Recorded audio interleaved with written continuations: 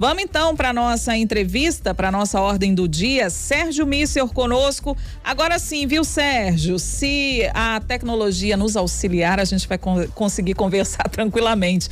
Boa noite de novo. Faz de conta que a gente está começando tudo de novo, tá? A gente está começando agora. Oi, Isso. Sérgio. Boa noite. Tudo bem? Boa noite, Adriana. Obrigado pelo convite. Olha, Sérgio, vamos falar dos 125 anos. Olha só, primeiro eu quero saber, você nasceu em Belo Horizonte?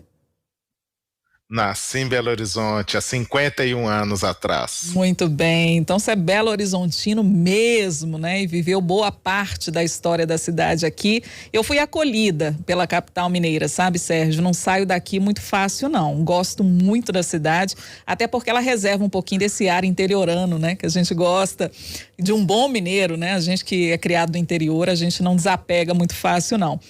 Ô Sérgio, mas aí eu te pergunto, 125 anos, que recados que a gente tem ou que recados que a gente dá? O que Belo Horizonte está tentando falar para nós?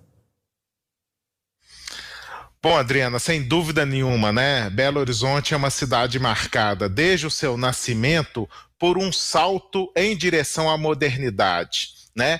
Você imagina que há 125 anos atrás, né? Relativamente num curto espaço de tempo após a proclamação da República em 1889, a cidade colonial de Ouro Preto já não representava no seu tecido urbano os valores vigentes à época e precisava dessa simbolização, dessa nova ordem e progresso por meio da constituição de uma nova capital, ou seja, Belo Horizonte já era, naquele tempo, uma cidade voltada para a modernidade, para a inovação, e, de certa forma, rompendo, né, com a tradição do seu momento. E nos momentos da história, Belo Horizonte dá êxitos em relação à modernidade, seja na questão e tantos outros saltos hoje em dia, por exemplo, na questão da criatividade, do turismo gastronômico, da cidade, das múltiplas Belo Horizontes, uma verdadeira metrópole. Então, sem dúvida nenhuma, para mim, Belo Horizonte é a expressão dessa incrível capacidade de repensar, de transformar e de inovar.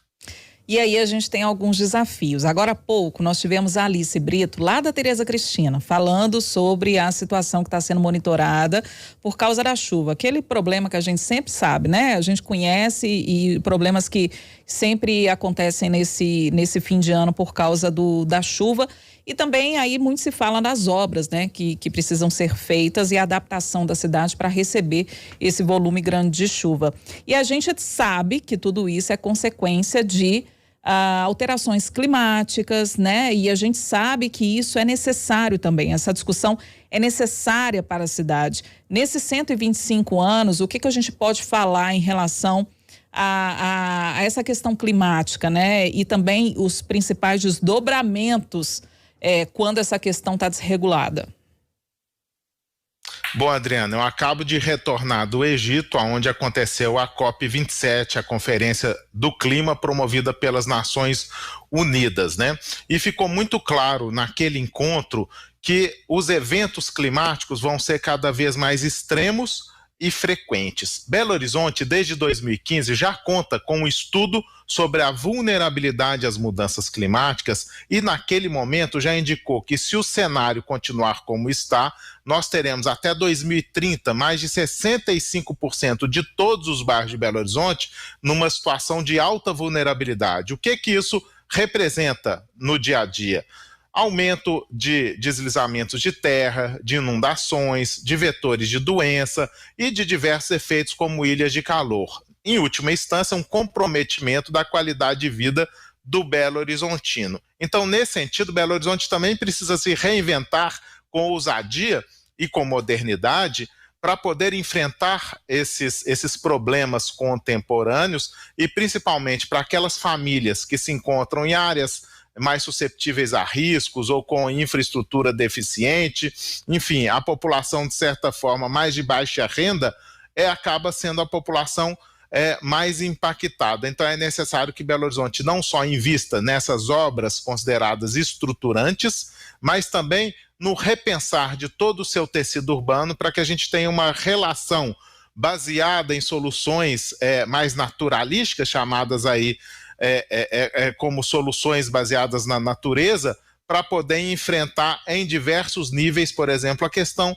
das enchentes, programas habitacionais para poder enfrentar o déficit habitacional e, principalmente, Belo Horizonte precisa inverter a lógica do investimento, que de muitos anos para cá, Belo Horizonte investe grande parte dos seus recursos nas áreas mais bem estruturadas, notadamente a região Centro-Sul. Então é importante inverter essa lógica, levando mais investimento e os melhores recursos para quem realmente precisa mais. É uma forma de não reproduzir os erros do passado e começar a ter, talvez, soluções, né, baseadas na natureza que vão adaptar o nosso território a esse cenário preocupante de urgência no campo das mudanças climáticas. Ô Sérgio, e por ironia do destino, não por acaso, no dia do aniversário da cidade, os metroviários anunciam uma greve, né, total do metrô. E aí a gente entra na questão da mobilidade, porque é um desafio também para a nossa capital, né? A implementação do metrô, a diversificação, né, das formas de mobilidade, o incentivo ao uso das bicicletas, né? Tudo isso, de certa forma, está interligado. Não adianta da gente falar numa cidade e falar apenas, né, nessas obras estruturantes, sem falar na questão da mobilidade, porque tudo, de certa forma, está interligado. A cidade é um organismo que precisa estar com tudo ali funcionando para que ela siga seu fluxo, seu ritmo, né?